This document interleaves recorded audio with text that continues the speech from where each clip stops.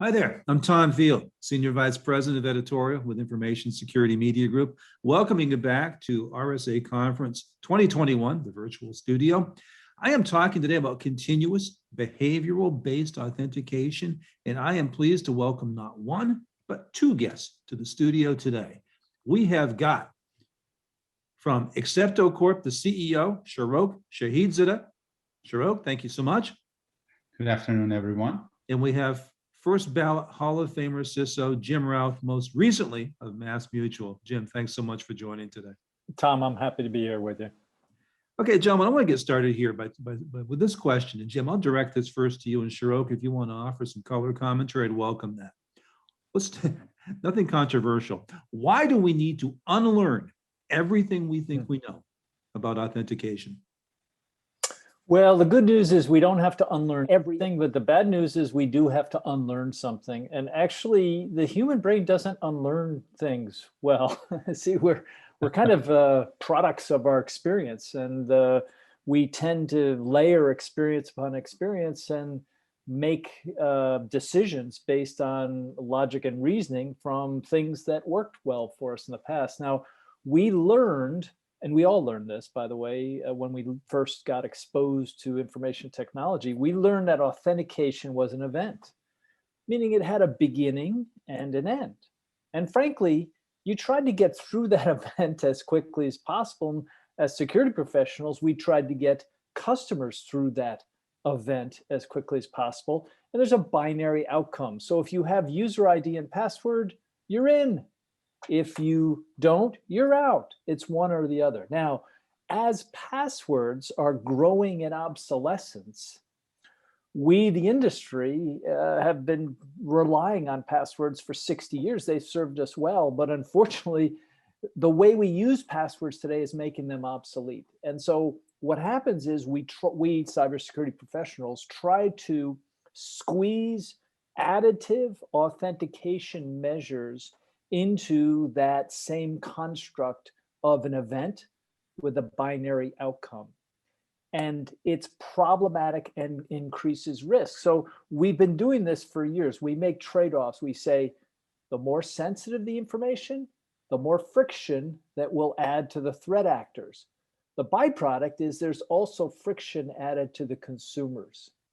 And that paradigm is not serving us well, and has to fundamentally change to a paradigm that says authentication is more of a continuous process. It doesn't necessarily have a defined beginning and end. It's continuous.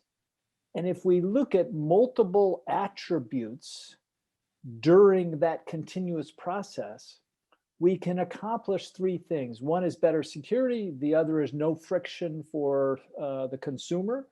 And the third, believe it or not, is lower cost. But in order to get to those three things, we have to unlearn what we learned. Shahrokh, your thoughts? I think Jim nailed it. Is first of all, the point about the fact that we can't really, we're hard people to unlearn things, but it is an issue of learning new things of what it is that we need to do. The key thing here is about the fact that there's a time element to security and authentication. And we have always, as Jim points out, we have always looked at it and taken that time element. If you think about the word risk changes all the time in your life, in your interaction with people, in your driving. And time is a major element that we have always, for the last 6 decades, we have kind of ignored it, and we have focused on the entry and the door, the front door only. We don't look at the courtyard. We don't look at the inside the house. In some cases, we actually do look at inside the house, but when you think about the SIMs and other solutions, and when you want to identify the incidents, but it is always after the fact. It's not real time. Sometimes 8 months after the fact. So Jim has it perfectly defined. It is not binary, it is continuous, and it needs to be looking at not only individual binary elements of the day, which we switch from passwords to certificates, back to passwords, longer passwords, new certificates, biometric. It's just one binary after another binary. And the recipe keeps to be adding new elements, where actually the recipe needs to be what Jim is pointing out about this continuum and the time element, where the risk goes up and down, we take appropriate action accordingly. Shahrokh, let me ask this question of you, and Jim, I welcome your perspective as well. What's the fundamental paradigm shift in authentication products that is needed once we've unlearned everything? Yeah, so there's a simple mathematical way of describing the end state. But Shahrokh will probably tell us that there are many, many stops along the way to that destination. But the simple model is, if you buy the notion that we can represent an event with a number, then that's an easy leap to say, well, let's represent an event in real time with a number. And as long as we're doing that or can do that, why don't we take multiple events and represent that with a number? Now, if we can do that, we can match a number to a pattern. And the number is either going to match that pattern or it's going to deviate from that pattern. And how far it deviates from that pattern will be another number. So if we measure the deviation score across multiple attributes, we're using a concept that works very well in investment portfolio management. Mm-hmm. So you've got multiple assets. The assets have different risk characteristics. Some are high risk, some are low risk. Some will get moderate returns, some will get outstanding returns. If you're managing your portfolio, you're not only managing the return, you're managing the risk associated with that return. That's a continuous process. Same thing for attributes for an individual that's online. So if there's multiple attributes, you're not dependent on only one attribute, GPS location. Now, last March, GPS location changed for all of us. Why? Hey, we're working from home, right? So, and our patterns changed, our work patterns changed as a result of that. So in that case, we look at that attribute of location and say, that attribute's not as valuable. We're going to tone that attribute down, and we still have other attributes that maybe we tone up a bit. The mix gives us the accuracy in real time. The attribute flow through like a Kafka or a real-time streaming architecture, that's in real time. So now we have the capability to really determine who's online without them doing anything. Now, Tom, I have to give you a confession. I'm going to do it. It's on your program. I'm going to give you this confession. From you to the world. Yes. I can't remember all of my passwords for the over 150 digital assets that I'm supposed to remember passwords for. And I have a password manager and I try to manage that as best I can. But the fact is, I reuse passwords. There it is. It's out in the open. I've confessed, Tom. Wow, that might affect your ballot. Audience, you know, I'm sorry. That's me. Now, I suspect I'm not alone. I'm not going to ask you to, but I suspect, Tom, that your viewers or your listeners are in the same camp. As a matter of fact, statistically, that's exactly what the data shows. Cyber criminals have figured this out. They use credential stuffing. They use their access to credentials that have been harvested. There's billions of them available. If they automate this process with some commercial tools that allows them to do it, they get about a 2% return when they just try different credentials across different sites. Why? Because Jim is reusing his passwords, right? So the password obsolescence is continually growing. And so we as enterprises, we got to come up with a new gig. I mean, and, you know, that's reality. And whether you do this today or tomorrow or next year, it's inevitable. And so we need to move to this destination of continuous behavioral authentication. There are other stops on the journey that we can certainly do to minimize the use of passwords. I encourage enterprises to embrace this because it's inevitable, and every enterprise has to do this. It's not something one enterprise can avoid. Shahrokh, your thoughts on this fundamental paradigm shift? I think that there are 3 points that actually mentally I took notes on what Jim pointed out. One is the fact that we have a behavior that we repeat, and that behavior is actually used against us because the threat actors, they recognize that we reuse passwords, and that reuse of passwords will allow them actually to take advantage of our call it lack of hygiene on the passwords. But it is human nature. Now, so there are 3 elements in here that is the future that needs to bring to us. One, Jim pointed about the behavior.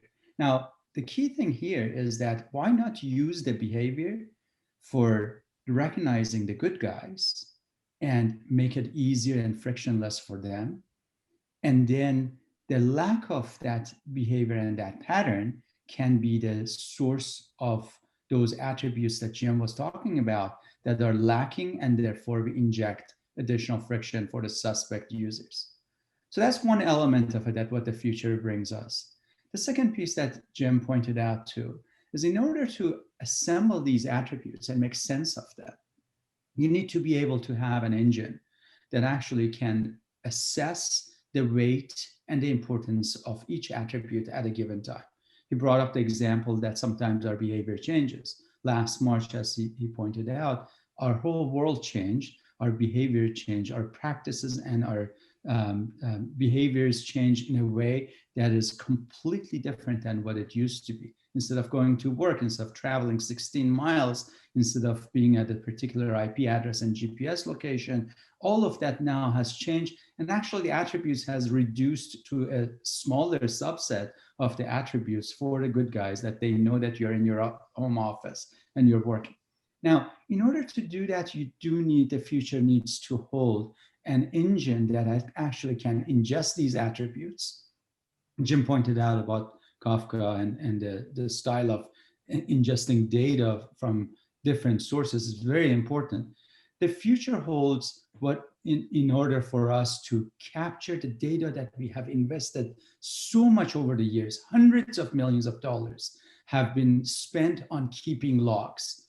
And that's what the future holds for us. Data science is the source of the next generation authentication, is the way to take advantage of all these attributes, detect the normality and identify abnormality, keep training in real time, and being able to identify abnormal both at the individual level and also do commonality analysis. Because if all of a sudden you see that there is a multiple users coming from the same with the similar attributes, that's questionable. Unless it is a kiosk in the cafeteria of a manufacturing floor, for example, that everybody's using that kiosk, for example. Other than that, it shouldn't be the case that you're coming with multiple user accounts coming to the destination.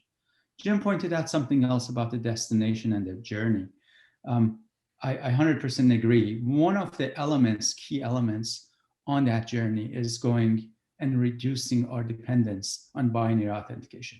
The top line binary authenticator in our world is called password. After that is our binary multi-factor authentication. Events like SolarWinds, it's not like something that's new.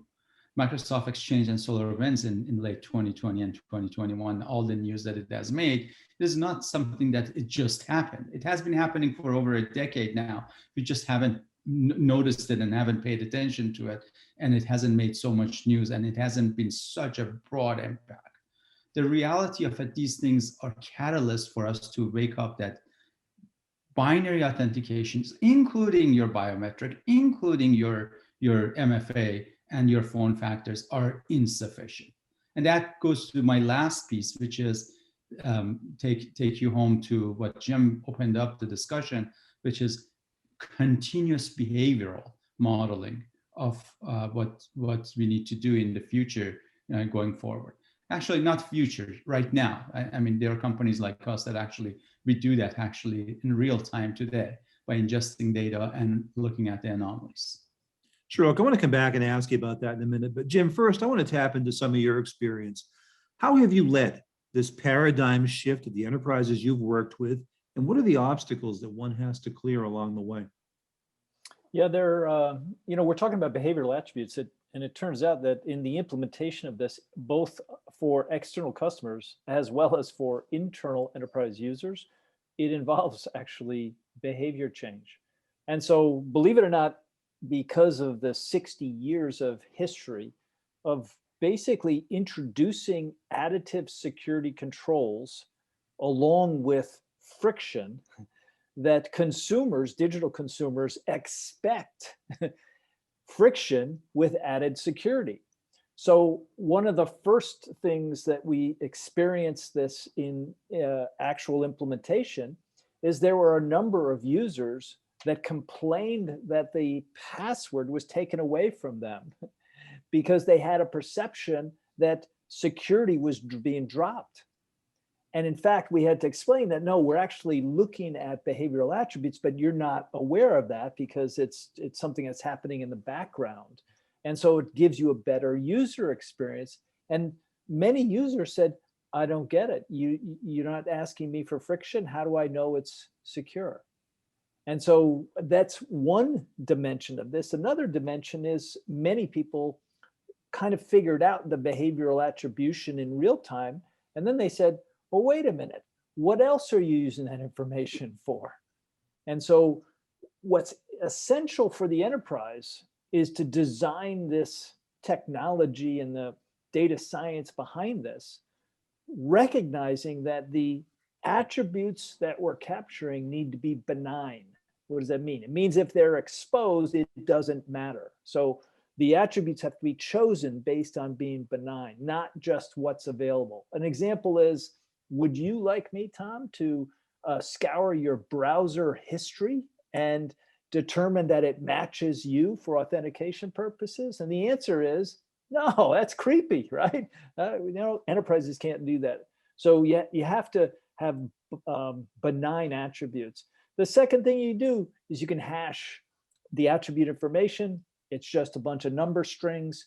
If the risk engine that Shahrokh reference was ever hacked and a threat actor got inside of it, there's no data that can be exploited.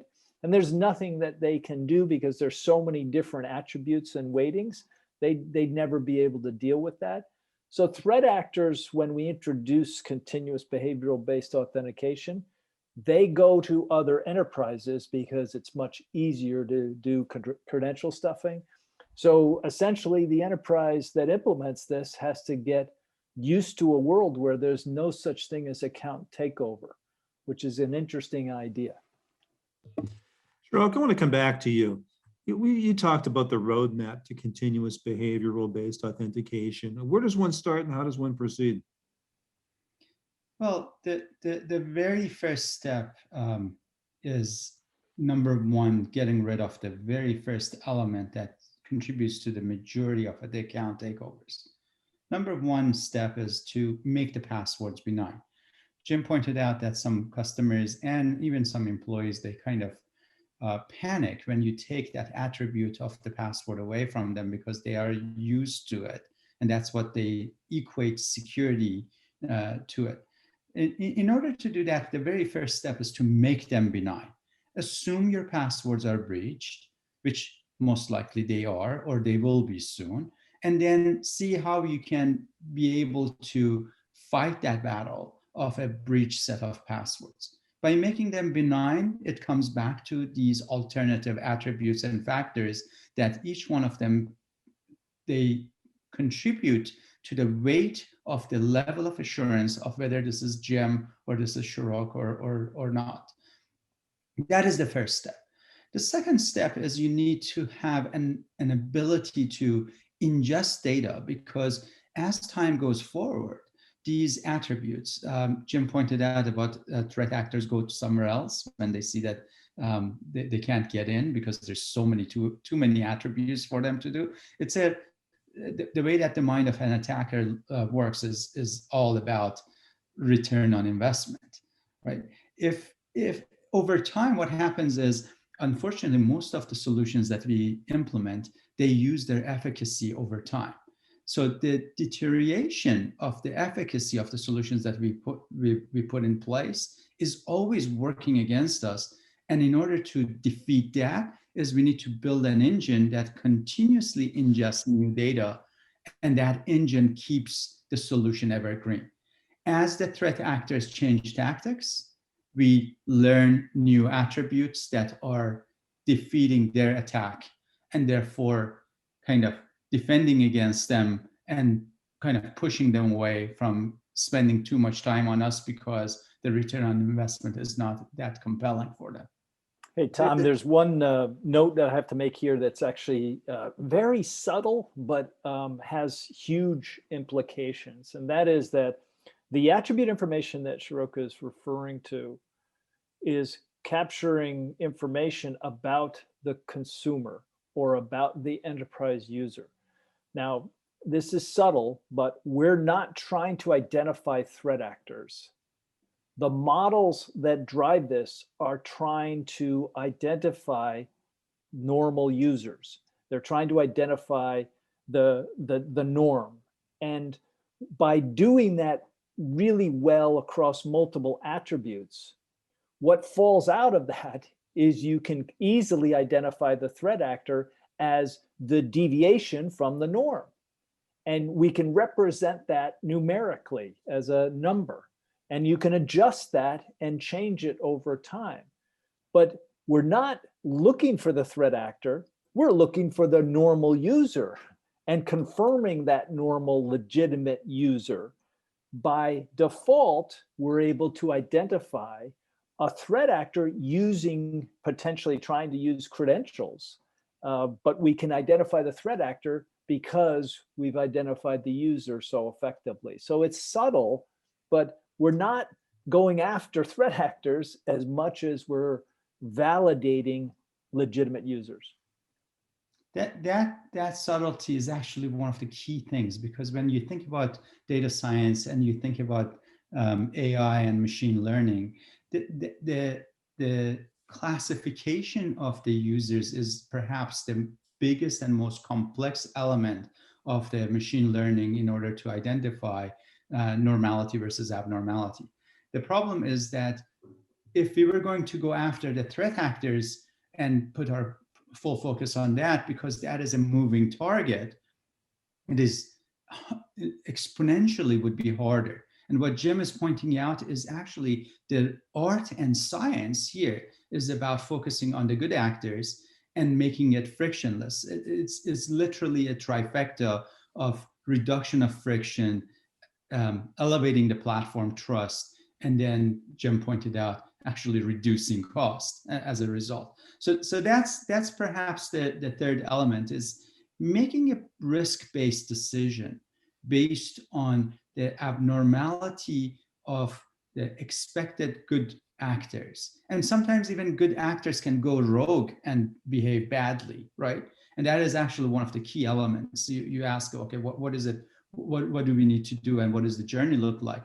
It is also, you need to take a look at the good actors also, because sometimes they can become adversary and a risk to the organization and to you, because of the fact that they have gone rogue, or somebody has cracked the code and has done an account takeover, and now you can post authorization, you can detect that the anomaly. The key thing here is about being able to detect that anomaly for the good guys, as Jim pointed out. Shahrokh, bring us home here. What results are Accepto's customers seeing now? We actually have proven and sustained. One of our largest customers that actually Jim basically led that team has achieved almost 99%. I mean, on quote, we have it at 98% of account takeover fraud losses has been eliminated and sustained over the period of 4 years. That's a significant thing as the 4 years has passed and the threat actors have changed. Because of that dynamicness and relearning and adding new attributes, we were able to sustain that high percentage of the fraud losses associated with account takeover. We have customers that they have been unfortunately victims of not only account takeovers and from the users, but also some system admins, and we have completely made that benign for them. Their passwords were breached. In one case, actually, it was an inside thing, and some 3-letter agencies were involved. All of this has been because of the fact that we have made the passwords benign.